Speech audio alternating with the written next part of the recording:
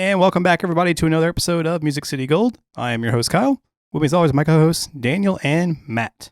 Hello. Hey, guys. So, Matt, how do you feel about the fact that the playoffs are almost here? I was just about to say that, Kyle. It's going to be right around the corner before you know it's going to sneak up on us. I can't wait. We can already tell through the way the standings are going, it's going to be a tight wire down to the race. I was even looking around the league last night to see, I was watching the Vegas game to see if they were going to win because they could have tied the Preds if they had won last night for a first wild card spot, which they didn't, so that helps the Preds. But just goes to show you we're not even quite at playoffs yet, and it's already coming down to the wire, so it's going to be a tight one.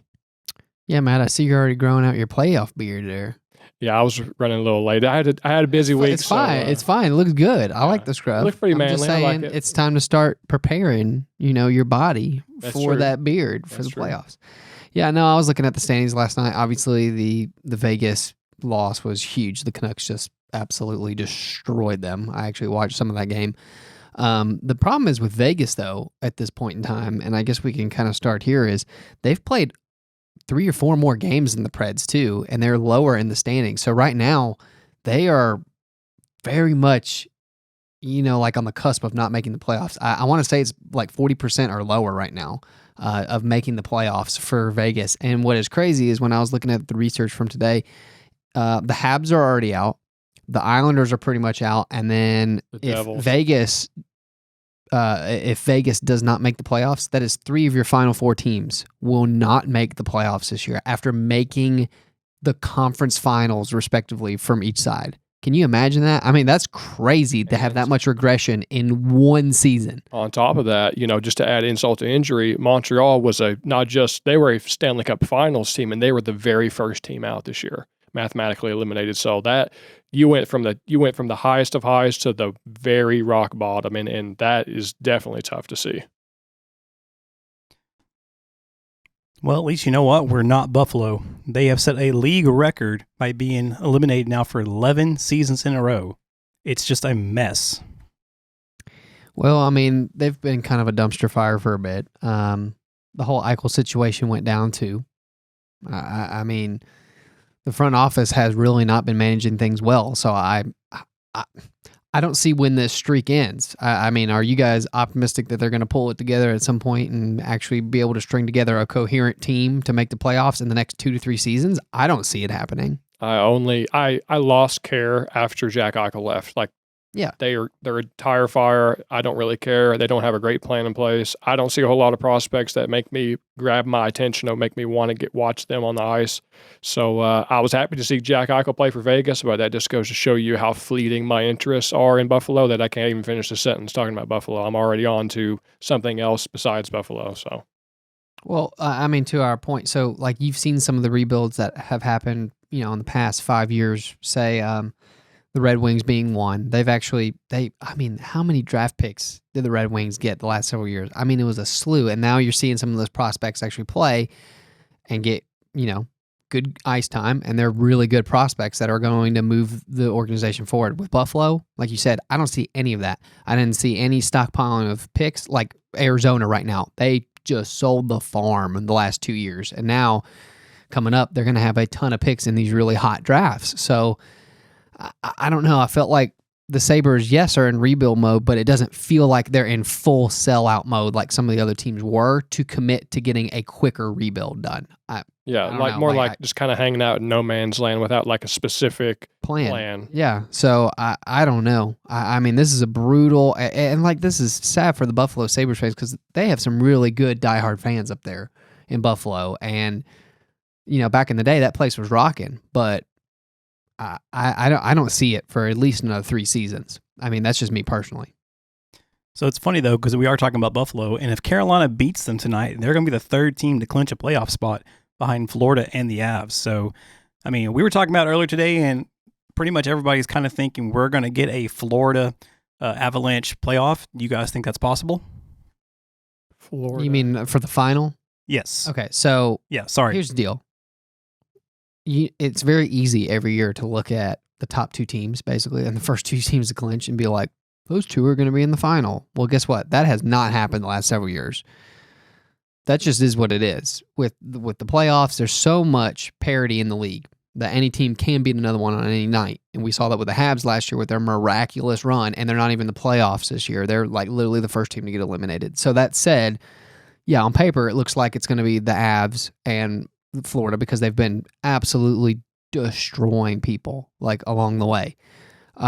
Their teams are built for the finals, but that doesn't mean that they're going to end up in the finals. And I think this year's bracket is going to be just juicy. I mean, we were talking about this the other night. The first round matchup, if the playoffs started right now, one of your first round matchups is Carolina-Tampa. Wow. Sign me up. Yeah. You talk about some high flying hockey. And then guess what? The second round matchup could be Florida versus Tampa too. Like, yeah, the first and second round matchups, they always, in the last recent years, in the last 10 years, you're developing these familiar rivalries within the second leg of the race here. But in the last couple of years, 2 or 3 years specifically, you're seeing some ball buster matchups in the first round. It's to the point that I think the last 2 years, I've said the first round had my favorite matchups. And just coming out of left field, teams that shouldn't be fighting each other because that should be safe for like a conference final. They're getting on the ball early because that's just the way the cookies fell with the way the teams lined up. I can't wait for it this year. It sounds good on paper, like you said, Daniel, but it's going to be a bracket buster. Yeah. I mean, like, I cannot wait for us to fill out our brackets this year because we're going to be totally wrong. Because I mean, this year it's going to be crazy. So if this is just the Eastern Conference right now, okay.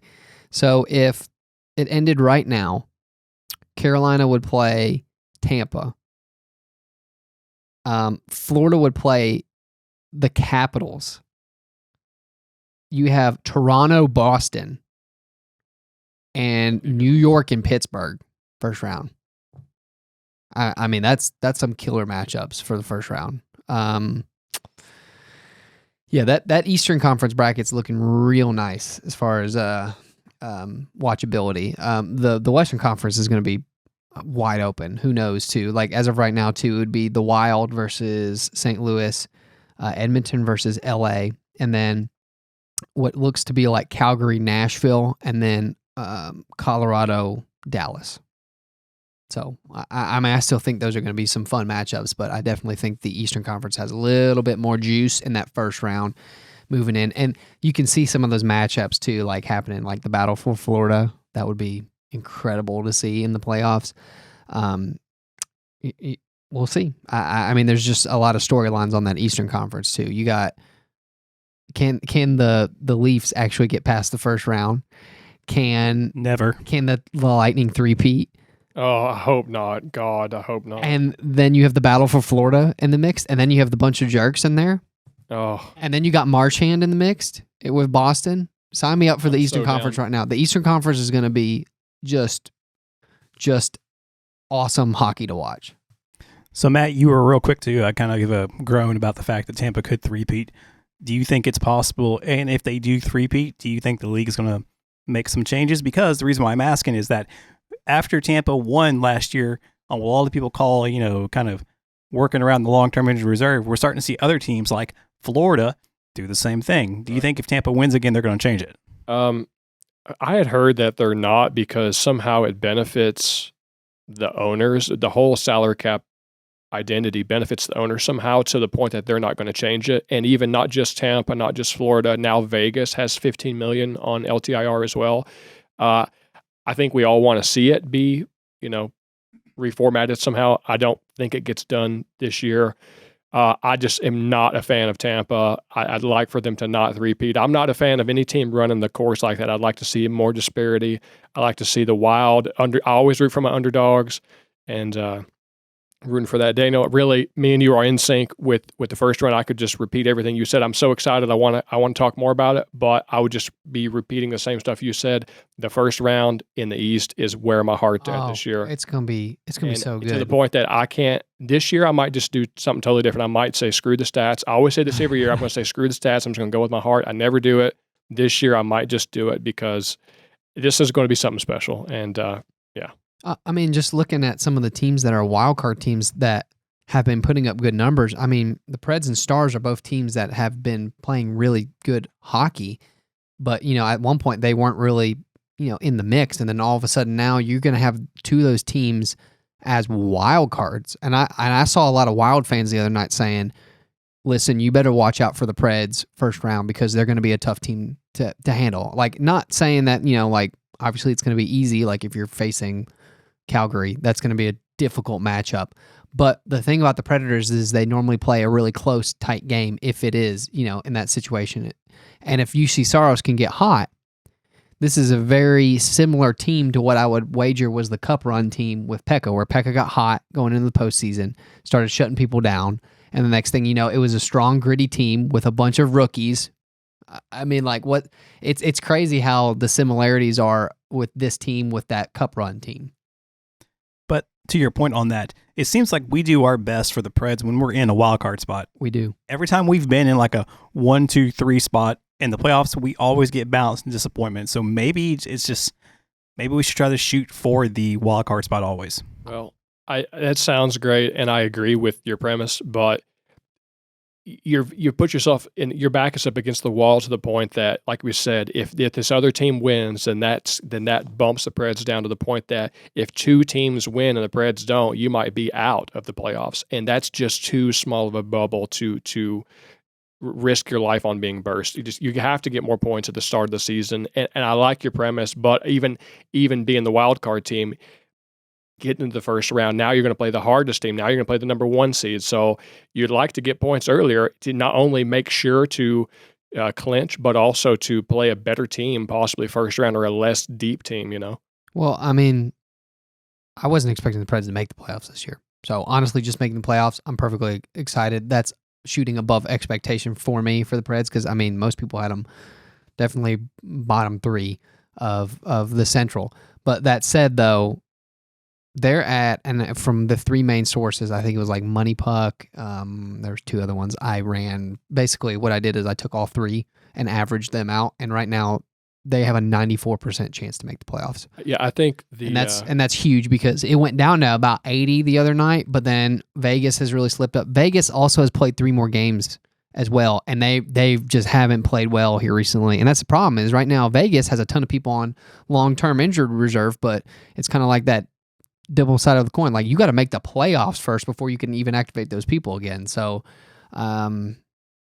honestly, it's absolutely crazy to me that I think Vegas right now is more than likely going to be out of the playoffs, and Money Puck has them at a 31.6% chance now to make the playoffs. I think they miss, and that's insane. Exactly to your point, Vegas, and same thing with Nashville. Nashville is favored a little bit higher, even though they're still in the wild card spot, which they're going to end up, excuse me, in the wild card likely. But what gives them advantage on the percentage is they have played less games than anybody else in the Central, or at least tied for the least amount. They've only played 69, and Vegas, contradictorily, has played more. They have a couple of games back. Well, it's not just them. So.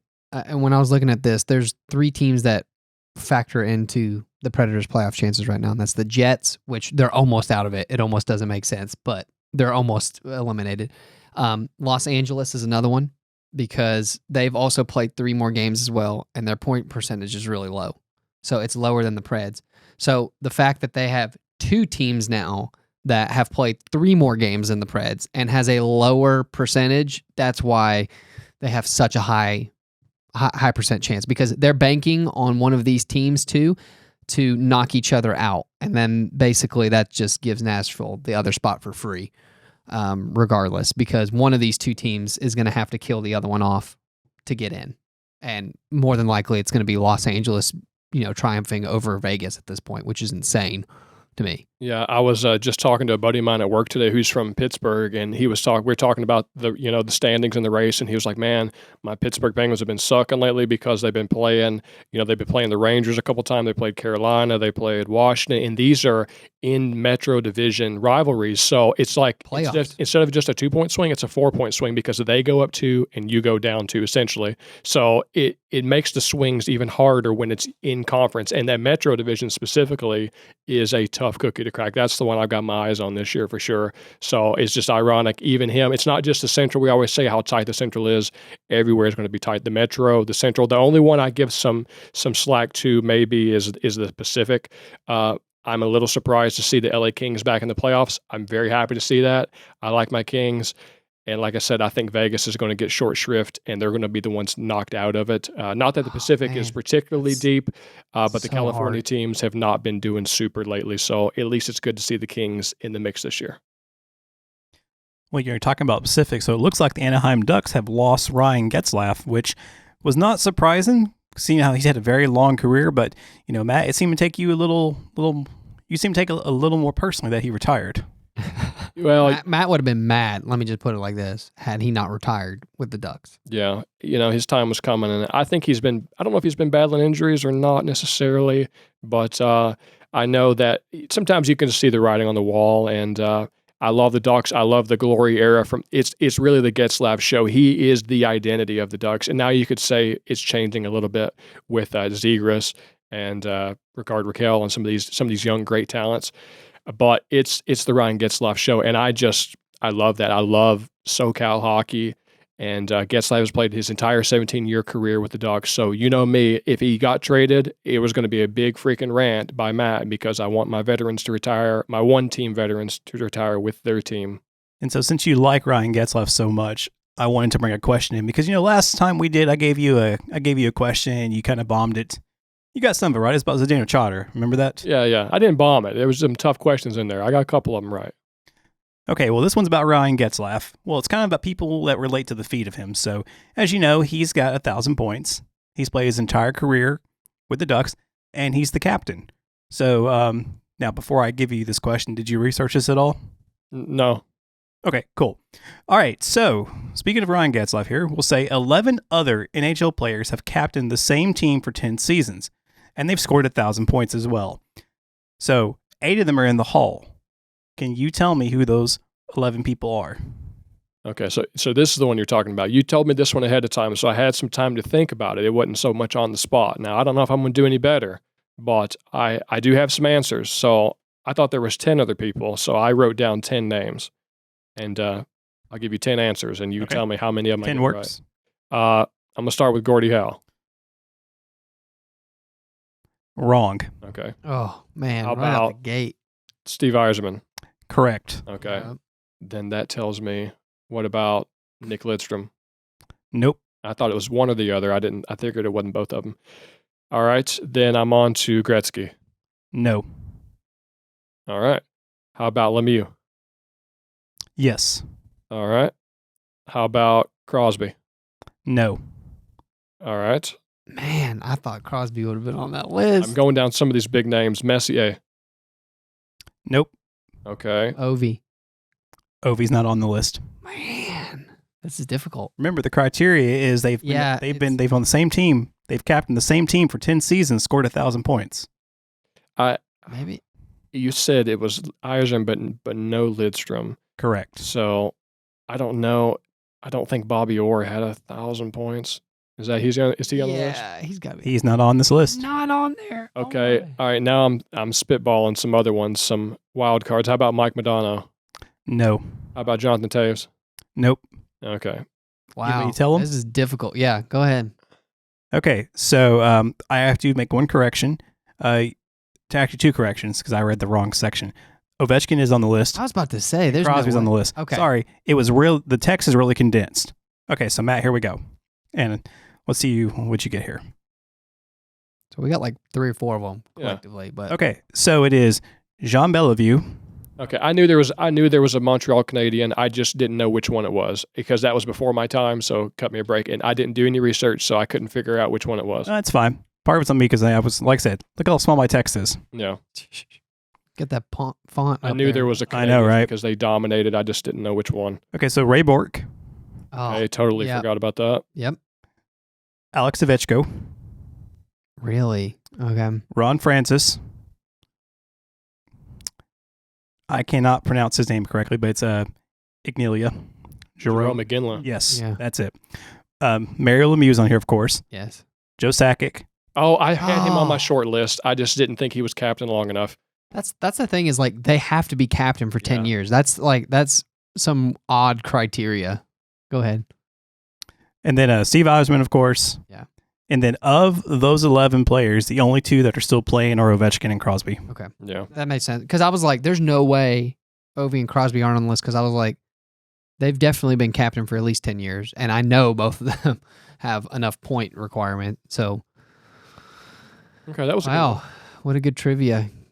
Yeah, I find that it's double jeopardy for Kyle. I find it's good to give Matt some trivia questions because he likes to brag about how all of his hockey knowledge. Slowly taking him down peg by peg. I got plenty of excuses though. I got a bad memory. I didn't have time to research, et cetera, et cetera. So, well, speaking of somebody else who might be retiring and is also currently gracing a screensaver for someone's phone. Well, he retired today, actually.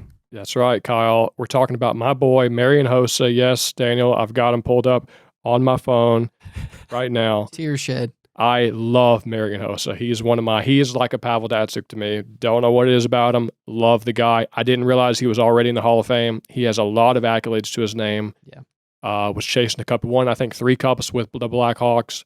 And a couple years ago, maybe 3 years ago, he had a skin condition, and that said I was about to say it was a skin condition, wasn't it? Like something really. It was really weird. Weird and off the wall. wall. Wear a jersey because it irritated his condition or something. So, he couldn't officially retire. He still had a contract. His rights got traded to, I think it was the Coyotes.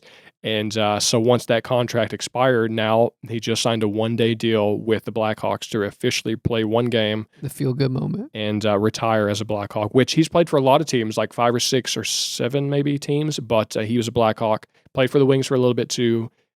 Chased a few cups after he won his 3 cups with the Blackhawks as well. But a heck of a guy, heck of a player. Dude. I love this guy, so I'm glad to see him retire as a Blackhawk. 1,134 points, 525 goals, 609 assists in 1,309 games. Yeah, 19 seasons. That's awesome. I mean, that is a career. Let me tell you. I mean, that's pretty fantastic, and the fact that he was able to do the 1-day contract to go back to the Blackhawks, where he spent a majority of his time, had most of his success there. That's such a good story. I mean, I don't know how many times we've talked about it on this show and how many times we've had to listen to Matt, complain in our group text when somebody gets traded, like when Lundqvist leaves and goes, and then of course then he gets sidelined with a heart injury, and then, he's not a New York Ranger, to finalize his career. And there's stuff like that. And it is very nice to see some sort of loyalty for some people That's something that you'll find about my character that I personally very highly value loyalty, whether it's working for the same I've worked for my hospital for like my whole life for like 13 years. So, and that's something I tell my wife when we're talking about jobs and stuff. And I talk, well, you like where you're at. You'd be loyal to your boss. I really value loyalty, whether it's to a team, whether it's to your company. That's just something as a person that I highly value. So I really love it when players share that mantra, and also the team shares it with them as well and wants to provide the same loyalty and care for players as well. But to be fair, though, and not in Marian Hossa's defense or anything, I mean, he did get traded a lot.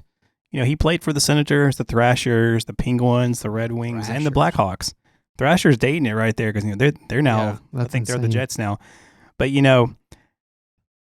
Matt, you're talking about the loyalty. Do you think we will ever see the amount of players that play for one team are low and they don't get ever traded? Do you think we'll ever see that just become a recurring trend, that you'll always have one player from a team that will just always play for that team? That's tough to say. I don't see that trend continuing to the likes of what it did back in like the 90s and 2000s. Yeah. I always bring that back to Detroit. Detroit was kind of famous for that. But now, especially where teams are wanting to get off the no move clauses and stuff, that's a liability to a team. So you want to be able to trade them. And I don't think that unless that team, I don't know, there might be a couple rare exceptions where elite level talent comes through the ranks, like a Dylan Larkin for the Red Wings, but it's going to be the exception, not the rule, because teams are going to want flexibility, and that's going to be an asset for them to use in the future. To your point, the Wings did have that, and then all of a sudden the salary cap got introduced, and then sure enough, you start seeing a decline in that, and it is very rare for a person to spend their entire career inside of an organization, especially during the salary cap era, because of those no movement clauses. I mean, you see people that are really good. Fleury, I mean, he's been dealt twice in the last year and a half. I mean, and he's a Hall of Famer. Yeah, that's not That's not to say anything against him. I'm just saying, like, that just is what it is in the salary cap era. You're not going to see those long tracks. Pekka was an anomaly where he finished his entire career as a Predator. And, credit to him for being able to do that and having that loyalty and the organization for giving it to him. But yeah, I think you're going to see less and less of that moving forward. So what do you think about Philip Forsberg? Do you think he is going to get signed? Because I want to get this out of the way before we get the other stuff, because it's something that, we're always going to talk about, because he is yet to be signed. And I was reading some things today where people said that they do believe he is going to get signed. They're still working the details out. But, I do need to make a retraction to something I said in an earlier episode. I said I was not going to be surprised if Philip Forsberg did not hit 40 goals this season. He's 2 away. He's got 38 goals on the season. And I'm just like, I need to make a public retraction on that, because somebody did call me out on the episode about that. Yeah, I mean, he's been on fire. Him and Duchesne, both on that line, have just been absolutely spectacular. So what I've heard from Poyle, and his comings and goings with the media, is that they are close, and that the ironic part, we have been preaching it on here. I don't know how many times have we talked about term on here, like how long he wants. Ironically enough, it sounds like it is not the term anymore, and it's the actual dollar value. Okay, well. And from Poyle's last statement, he said we're not that far off to where it's not, like a big deal, like where you can't bridge the gap per se. I think it's like they have agreed that they're going to find an answer. They just haven't settled the terms. It's just we don't have the dollar yet, because they obviously both want him there. He wants to be in Nashville. They want him in Nashville. His agent wants more money, and Poyle wants him for less. I mean, that's just how it is. And what's going to happen is over the next several months, there's just going to be a bunch of back and forth over that. Yeah, I think, we've said it a couple times. If he didn't feel he could keep him, that he would have gave him away in free agents season, by the trade deadline at least, before free agency sets in for him. But I think the fact, which is what we called it a couple months ago, that it was likely to go, it's going to be a postseason, after the year signing in the offseason, because you got 2 experts in David Poyle and whoever the agent for Forsberg is. They're both veterans, and they're going to come down to the wire because that's what they do. Yeah, I fully agree, and I think it gets done. I think we end up giving him a little bit more than we wanted to, but at this point with his production, and like I said before too, he and Duchesne are kind of like now in this awesome like chemistry building moment where we finally now have some of the pieces that we were wanting. Like Duchesne is popping like what we wanted, and now Forsberg and him are clicking, and now they're feeding off of each other, and that line is, a majority of our goals is from that line right now. Ironically enough, Ryan Johansson has started showing signs of incredible productivity here recently. He had a hat trick the other night, Matt.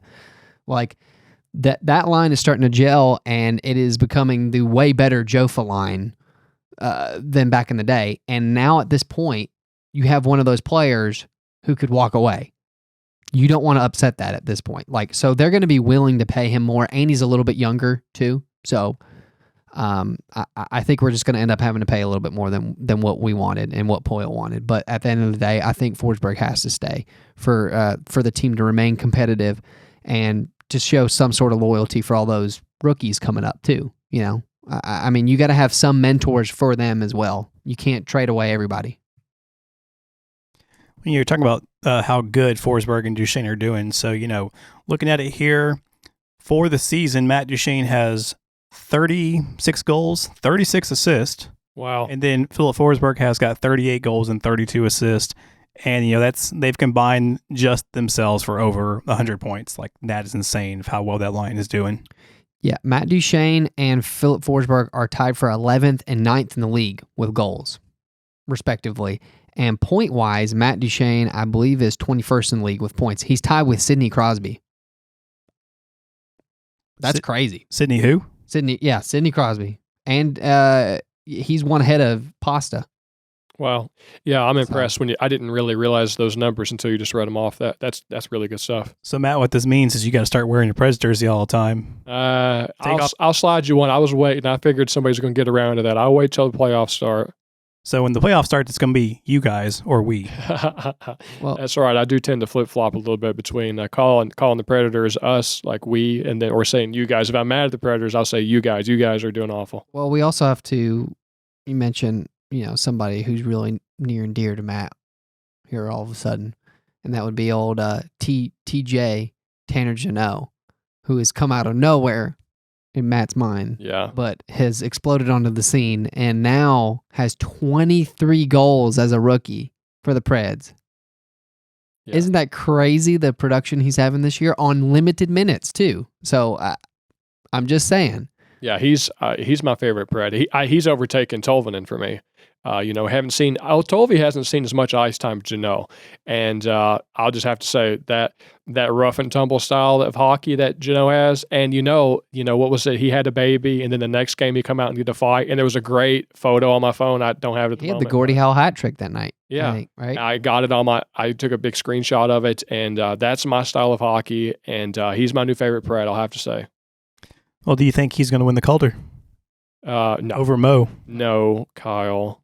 Get that out of here. We haven't talked Calder in a while, but it ain't going to be Jeannot, even though he's done very well. On another year, he might be in the discussion for top 3. He's probably in the top 4, top 5, but in another year, he'd be in the top 3. But this year, it's not. Because my boy, let me read you off a little stat. They had this year's stacked rookie-wise. Let me just tell you, it just is what it is. Lucas Raymond is the first Detroit rookie since Fedorov to 20 goals and 30 assists, and he's also the fourth Red Wing in history to 50 points before 21 years old. And he's not even my boy Mo Sider, who is the one who I'm backing. That's my pick. That's my personal But pick. I will say he doesn't have all the stats that Lucas does, but like actual impact on the game, I think Mo has a greater impact for the Red Wings. I mean, kid's been great. He's super physical.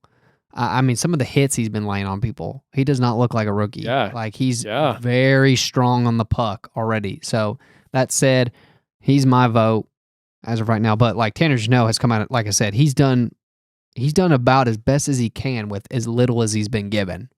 And that's about as much as you can ask for a Predator underneath. Yeah, I don't even know what we're paying him right now. Do we even know? It's got to be peanuts, right? Well, it's probably entry-level deal still, probably south of. I don't know if it's an entry-level deal. No. 800,000. 800,000, and he's not on an ELC. That's crazy. I don't know how that works, but unless he burned it from subbing in last year. I think there was some other stuff. He's a little bit older, though. That's why, because he's 24. So I think because we had him in the system for a little bit, like there was some stuff, but he's not Depending technically on on if you his. get called up. Yes, you burn. because he's not technically on his entry-level contract, where like Tomasino is. Tolvanen, we just got rid of the entry-level contract too. Also, side note on Tolvanen, he's back in the lineup tonight after having one game off for, because McCarron subbed in for him. I kind of feel bad for him because looking at his game this year, he has progressed in every way possible. Like he's been super physical on the puck. He's back checking. He's defensively, he has really stepped up. He's like night and day. And I know Hines loves those players, and that's one of the reasons why he has a spot in the lineup almost every single night now. But it's so frustrating because like he has some of that like snake bitten mentality from like Matt Duchene last year. You remember like how frustrating it was for Duchene? I feel like that just like went from Duchene and just immediately went to Tolvanen. If he can get past that and stuff starts clicking and stuff starts going in the net, boy, that's going to be another great piece of the puzzle for only at 1.4 million. You know what I mean? Like you're going to have some more secondary scoring. I think he gets there, but like overall, he has done everything right as a player this year and making huge leaps forward and everything. It's just not falling for him for whatever reason. And I do feel bad for him as far as the stats are concerned, but like his on ice performance, you can see his impact without the stats. Well, it's just all part of that growing process. You look at these young draft picks and these rookies, he was tearing up in the cage show and he wants to come over, and I was all hyped up and said, well, he wants to come over and destroy it. But you really have to set your realistic expectations. You're going to a new league. You're still young. So these changes and these growth patterns that happen as players progress with their talent and development, it takes a period of time. So just because they light it up for a couple weeks, they're going to have their troughs and valleys again. They're going to go back and then slumps, and it just takes a period of time. And he's improved massively this year, and he's going to add to it next year. But you have to be realistic that it's just going to take time. It's a process, and that's the way it goes. Well, speaking about lighting it up, Kyle, there is one Predator who has been leaps and bounds above everyone this year. And who is that? Well, if I don't say Roman Josi, I think most of the Preds are going to come after me, including their fans too. So I'm going to say it's Roman Josi who's just been lighting it up leaps and bounds. The man is insane. Yeah. So at this point in time, at this recording, I really don't know much more we can say about this because we have seen all the stats just flying across the internet and the Twitterverse. But he now leads right now, defenseman, with 84 points, 19 goals, 65 assists right now. Which is a lot. Yeah. He's creeping up on the list as far as all-time greats as far as the assists category go too. But for some reason, Makar is still favorited as the Norris candidate to beat at this point. But he has 24 goals and only 75 points. So right now, Josi has 9 more points than the second place person. By the way, Josi has 17 more points than Victor Hedman, who's in third. Yeah, that's a lot. And yet somehow Josi is still kind of like 1A, 1B for the candidate as far as this is concerned. And this blows my mind. And honestly, I think it's got to be the goals for Makar at this point. So one thing that I read about this, just browsing through Twitter, because, Pierre LeBrun is really great about going asking these GMs all these questions and stuff. And he asked them, who would you pick, Josi or Makar, if you got to pick the Norris? And almost all the GMs said Makar. That's because he's younger and more of a franchise player moving forward. They said it was because they felt Josi was playing with sheltered minutes. I was like, have you watched the game? That makes no sense. None of it's sheltered. Okay. None of this makes sense because Makar is playing on a much better Avalanche team. I'm sorry, Preds fans. The Avalanche team is better than the Preds right now by leaps and bounds. At one point, were they not averaging 5.5 goals a game? Remember that stat from earlier in the year? Yeah. You can't tell me that he hasn't flourished by having Rantanen, Landeskog, McKinnon. These are all people on his team. I don't get it. And that's the whole thing. It's he's lighting it up, and I feel like he gets a lot of his goals too because, and this is not taking anything away from him. The kid's incredible. He still has incredible edging as far as his blade work. He is absolutely fantastic. But I feel like when you have a team that has a power play of Landeskog, McKinnon, and Rantanen, I think you're going to be watching those three first, and then that's going to leave somebody open. And usually it does. You know what I mean? So I feel like there's a correlation with why his goals are usually a little higher. And then, ironically enough, Josi's assists are very high. His primary assists, his zone exits, all these stats for the Preds and Josi lend to Josi being more of a crucial component for the Predators. Because if you took Josi off of the Predators, they are not making the playoffs. They are not even close to making the playoffs. I'm sorry, but it's the Josi and Soros show this year for the Preds. And I saw even the other day that Makar was leading Josi for the Hart consideration. I was about to ask about that. How is that even possible? Yeah. The Preds are the worst team comparatively to the Avalanche. And then you have somebody popping off like this, who also, by the way, set the single season record for most points in the salary cap era for a defenseman the other night. Yeah, that's all time. And how many more games does Josi have? That's the thing is Josi he's still on a 102 point pace. If he hits 100 points, he's the first defenseman in 30 something years to hit 100 points. No one's ever done it in the salary cap era, and he's the 6th all time to do it. Yeah, I'm not hearing these same stats thrown out about Makar. I know Makar is younger and flashy, but it's not like we're talking Zegras here, who, by the way, got another Michigan goal a couple days ago. But we're talking about defensemen. Roman Josi is throwing up all-time numbers. The other one you alluded to is he tied Bobby Orr with most assists by a D-man in the month of March. You're talking Bobby Orr. He's also the 5th D-man to have 80 points in 64 games. 5th D-man in history. Ever. Yeah. Makar is not in any of these 4 or 5 categories we've mentioned. It just goes to show you Roman Yosi's in a league of his own. I know Makar is young and that's cute. Makar's got his time. He's great. But Yosi's throwing up all-time numbers. That's my point, is like, I'm not taking anything from Makar. Makar's going to probably win 1 or 2 of these trophies once everybody tails off. I mean, because he's a lot younger. A lot of these veterans are about to tail off, okay? But this is historic, what Josi is doing this year. I mean, you are literally talking about, since the foundation of the league, he could be the 6th person ever to hit 100 points, or defenseman to hit 100 points. And the list, it's all Hall of Famers. It's literally all Hall of Famers, and the only people who'd done it multiple times was like Orr and Coffey, right? Yeah. I mean, just if you are in the same mention as Bobby Orr, like you said, you tied Bobby Orr for a month. I don't know what else you can say at this point. If that guy doesn't win the Norris, I'm going to be mad. No, like, I'm going to be upset this year. Now, like, once again, he could get, like, God forbid, he could get injured tonight and not score another point, and then Makar still win it. But if he keeps this pace up, there better not be any discussion at the end of the year, especially if he hits 100. If he hits 100 and somehow Makar, like, I'm just going to think it's rigged.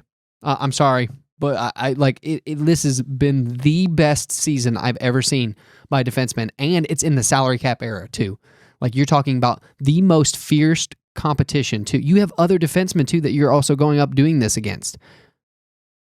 That's my point too. Well, there's 2 sides of that. You have all these great defensemen out there this year that everybody's talking about, like, well, what about Hedman and what about all these other people that have great, like, well, Josi's playing against that competition as well, and he's still putting up those points. One thing I do want to interject, though, on this is that what if the Preds don't make the playoffs?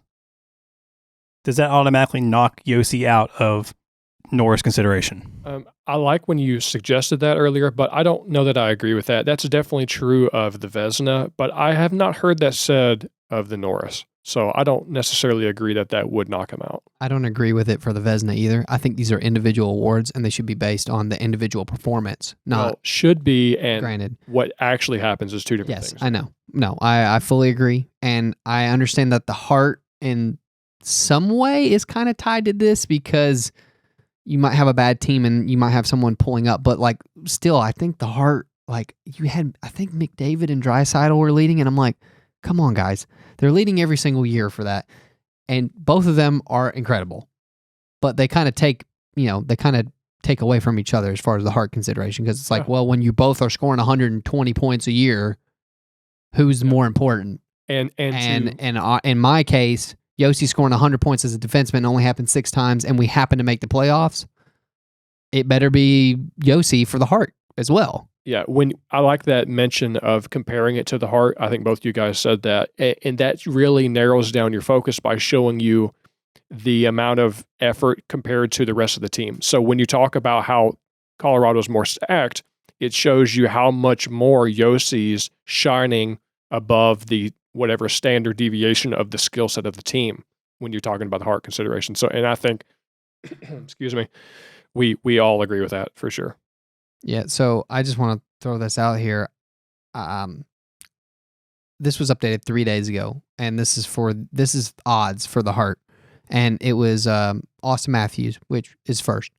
Makes sense, kind of, in my opinion. He's having a killer year for goals. Connor was tied with him for first. Really? Yeah. That surprises me. Like, here's the like, Roman Josi's one. He's 9th on this list.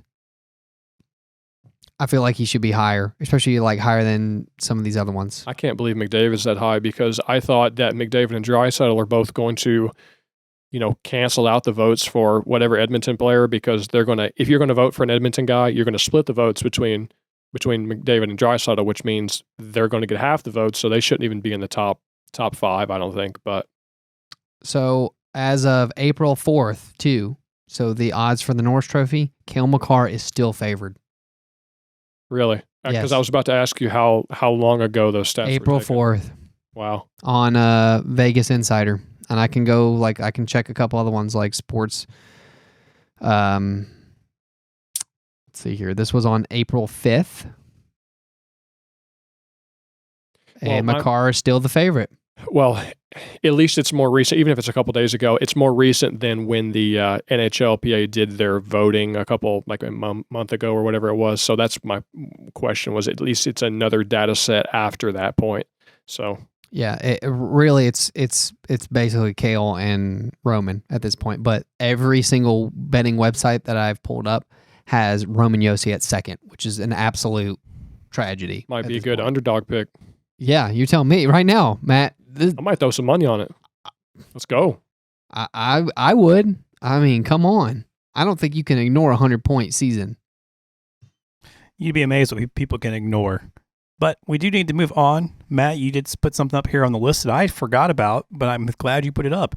And that is Keith Yandel's Ironman streak has officially ended at 989 games. Man is so short to 1,000, and it looks like Phil Kessel may overtake him next year. Now, I know you have a particular fondness for the Ironman streak, so did you think they should have let you had a comment in our group text the other day in which you said they should have let Yandel just come out, just hobble out there. Take the ice for like a few minutes and then get back on? Yes, so that was my initial impressions. This is an extremely debatable topic, apparently. People have very mixed emotions about this. My initial impression was I thought he might have been hurt and was actually injured. That's why you would theoretically break the Ironman, because you can't play. But upon, some news stories breaking when they did some interviews, it was because they're scratching him, not because he wasn't healthy, but because his play has been a little subpar lately. And that got people talking. I know the Minnesota Wild reporter, I can't remember his name, Rupp, I think off the top of my head, Mike Rupp was talking specifically about how, he probably should have been scratched years ago, even with Florida, and that they was almost on the hook to keep him going because he had the streak that was alive, and they wanted him to keep going with the streak, even though he theoretically should have been scratched, maybe 2 years ago, because his play has been a little subpar. So he has merited being scratched, and especially as teams come down the stretch with like 15 or less games, you're seeing a lot of teams sit and rest these veterans and letting their young talent come in here and take some reps. And that's been going on across the board, across the league. So people have said that should have happened. And they said that should have happened with Phil Kessel. In fact, Elliot Friedman on 32 Thoughts said that he spoke with a GM a while back, and he said that when they were considering picking up Phil Kessel, that was the reason that they didn't, was because he was going to be a liability to them by having to keep his Ironman streak alive, and he wanted the flexibility of being able to scratch him or whatever if he so desired.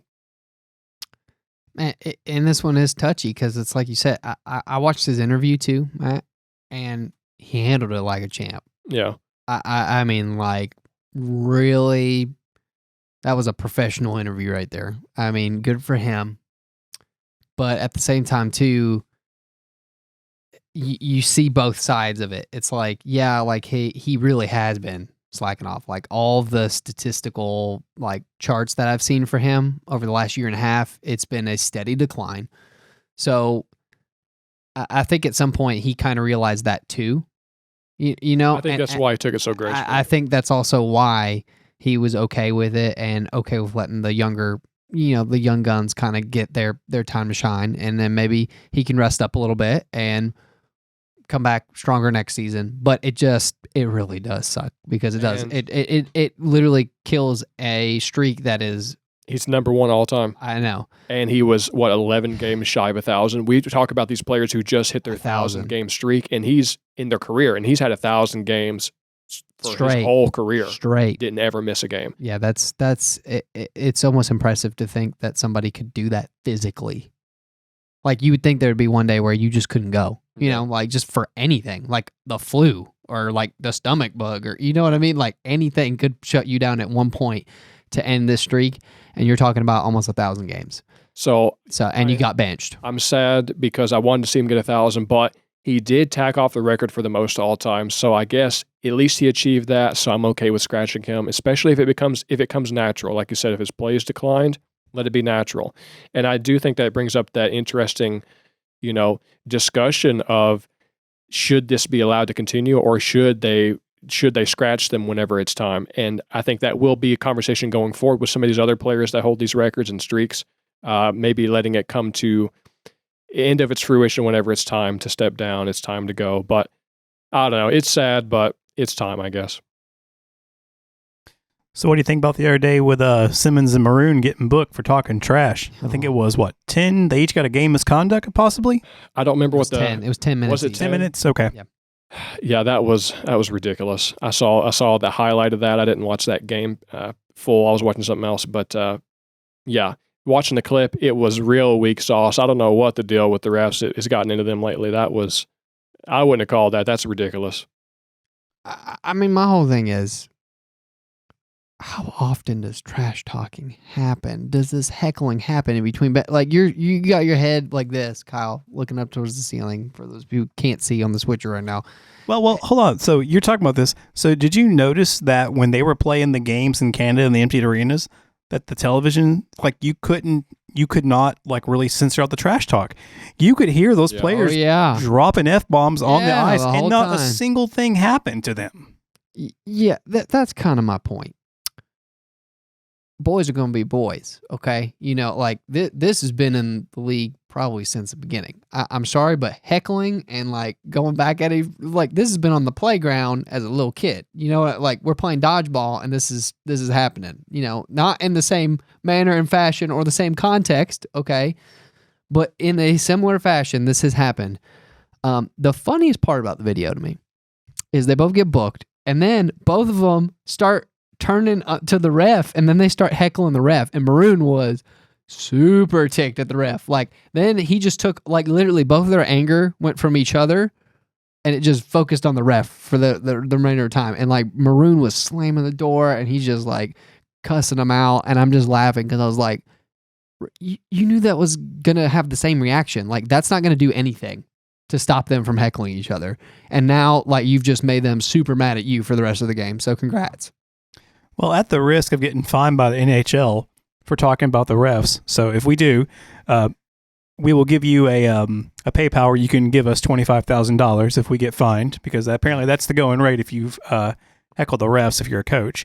We're going to set up our Patreon account. I know, right? So my in-laws were in town the other day, and we went to the Ottawa game when they were here, and that was my first time seeing a game in a while, and I was amazed at just how stickler the refs were being for any little thing. Oh, I grazed your shoulder the wrong way. That's a penalty. Oh, I look in your direction wrong. That's a penalty. I told my father-in-law, I said, I've never seen a game where the refs were just so biased towards one team. That entire game, the Preds got one power play, and Ottawa got like 6, 7. I don't know. It was just too many to count after a while. Yeah, I don't know. Well, just wait till the playoffs, because that's when you're going to really see it come to fruition, and you're going to hear a lot of moaning when playoff time comes for sure. Yeah, I don't know. It's very interesting to see like how sometimes it does seem more one-sided on certain games, but I mean, that said, the refs are going to always do what they deem fit, and they're going to call it as they think is fair. Like I said, we'll get our cease and desist from. I will say Ontario. though, Tim Peel has started like a podcast and some social Twitter. media He's presence. been very, very active on Twitter, So, and I've been enjoying it's it. kind of fun to get his take. Carrie Fraser's been doing it for years, and now we get a little younger perspective. And I've been enjoying it. Yeah. So when he started doing his podcast and his Twitter, my initial thought was, I wonder if we could get him to call in, and I want to ask him one question. Why? What did James Neal do to you? Hey, it's a legal question at this point. He's not a ref, and on top of it, he's not a Pred anymore. He's in the AHL, so I feel like we could ask it openly. Wait, James Neal's in the AHL? I think he is right now. Yeah, somebody said it was a bargain deal right now. I'm pretty sure he is. So you can start looking that up. Yeah, I think now that you say that, I think he is in the AHL. Waivers, go check. A while back. Probably with Kyle Turris. Oof. That hurts. Yeah. I saw this video, though. I don't know if you saw it circulating on Twitter. It was like from one of the Senators podcasts that we follow, and they had like the highlight reel of Kyle Turris just tearing it up in the playoffs for Ottawa. And I'm like, my God, if he would have come to Tennessee and done half of that production, that team could have won a cup. It's just, man, he came here and it just was like falling off of a cliff as far as production wise, because he looked fantastic, and that's why Poyle did want him. It is brutal. So it is. He's playing for the. I just had it pulled up here. Let's see here. It is the AHL Springfield Thunderbirds of the American Hockey League. So, man, I guess how the mighty have fallen. So, but that being said, it's getting time to wrap the show up. And so, Matt, do you have any stats for us at all? Yeah, I'll leave you with just 2 today, Kyle. Someone's been a little absent from the conversation today, so we've got to pepper him in there. It's Alexander Ovechkin, 1,400 career points now. And also, another hat tip to my boy, Jumbo Joe is now the 6th player in history, he has the 6th most wins in history. With 1,000 wins. Yeah, so we're talking about players playing 1,000 games. He got 1,000 wins, big dog. His beard just gets longer by the day. Only 5 other players in history do it. Number 1, Nick Lidstrom, not a big deal, but no, it's a little side note, in there. Just throw that casually in there. So I actually did want to point this out though tonight. The forward lines for the Preds have mixed up a little bit. Duchesne has dropped down to the second line with Granlund and Tolvanen, who's back in, and Philip Tomasino is now on the top line tonight with Forsberg and Johansson. And, that might be a little bit of a reward from his last game where he played really well with his new line mates. I think he got a goal and 2 assists last game. So we'll see. It's going to be interesting. Maybe it might not stay the whole game. Like if things start going bad, then obviously they'll probably move Duchesne up to the top line and then drop Tomasino down with Granlund and Tolvanen. That does make sense in my mind because obviously the chemistry is already there with Forsberg, Johansson, and Duchesne. But very interesting note, like the kid's been lighting it up more with more playing time and higher. Basically, the more reps he's gotten on those higher lines has yielded more points for him. So we'll see. And just kind of goes further credibility to the fact that coaches are mixing it up this time of the year. This year, I haven't noticed it in prior years as much as this year that teams are mixing in that younger talent. So it could just be part of that, mixing up the roster a little bit and trying to dance the roster around and see what works and when we're coming into playoff time. Well, I will say this though, Hines has been a lot better about not putting the lines in a blender like Lavi did. Yeah, Lavi was. I felt like he overdid it sometimes. Like people couldn't. You almost you have to put them there for so long and let them kind of see. Like you can't just do 1 or 2 games. Like you might need a 5-game chunk of doing that and then go to another and then see how everyone interacts, because come playoff time you do want to swap some stuff around and you need to know how people interact with each other. Where Lavi was just all the time wanting let's tweak this, and I don't know if I fully agreed with it, but that said, we are going to see some changes, and the puck is about to drop, so hopefully we get another 2 to 3 Roman Josi points. Oh my! Before this is a stat that we almost forgot, Matt. Roman Josi needs 1 more point to tie Paul Kariya with the most points in a season for a Predator.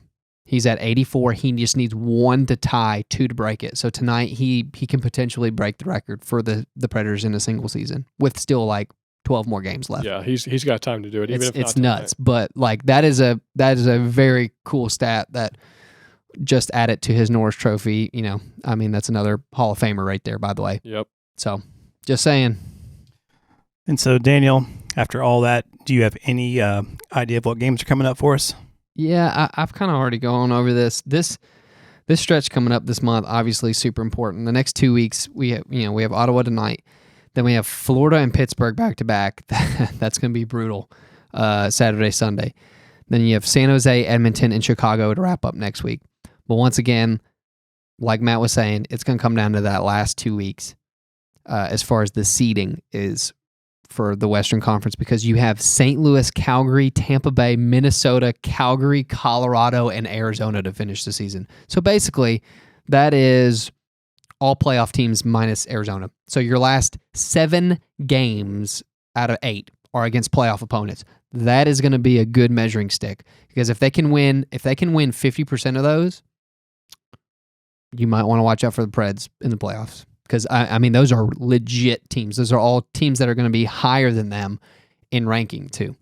So, just a little FYI. Well, on that note, I will say, Matt, you're wearing your Kachina jersey, and I suspect the game against Arizona is just going to be a forfeit. Well, that's what I was going to say. We'll lose that one. We'll win all 7 other ones. 7 out of 8, but the 8th team, the Arizona Coyotes, are like a giant slayer, so that one's a tough one too. So they always beat like us. I mean, the other day, like, it was funny because didn't they beat like the Lightning or there was Toronto, and I'm like, what is going on? It's just always how it is with the Coyotes. So I can't explain the anomaly, but just is what. Maybe it's the how. I don't know.